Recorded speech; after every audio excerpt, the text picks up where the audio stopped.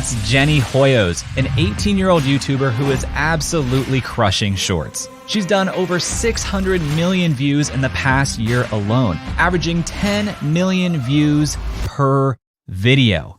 How does she do it?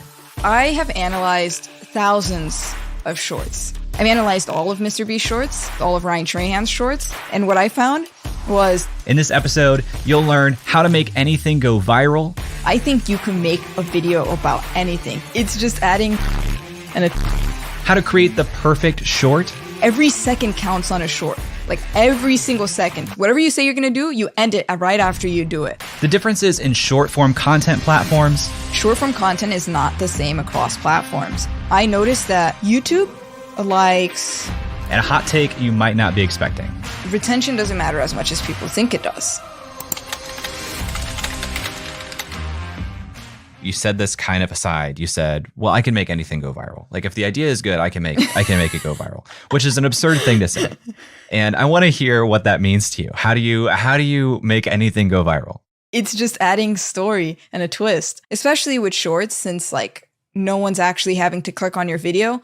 I think you can make a video about anything. You can make video about paint drying, and you can make it entertaining if there's a story around it and if the viewer is invested.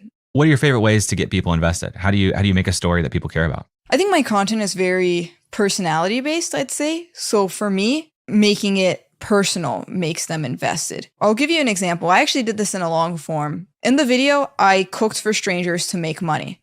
Okay, very baseline. Why should they care?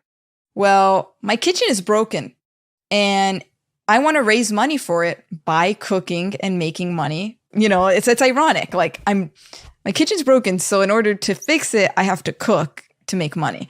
So I think that's what makes people invested, having like some sort of personal why or goal. And irony too is pretty funny. I like that. Irony, juxtaposition. Jenny's the hero of the story. Exactly. What makes a good short? When I think of good, it's very subjective. So there's no direct definition as to what makes a good short because everyone has different tastes. But I can say what makes a good short to me. Okay, let's hear that. To me, a good short is one that has a strong hook. The way I like to explain it is if it could be used as a title and thumbnail on a long form, and like it will still get clicks, then it'll work for a short.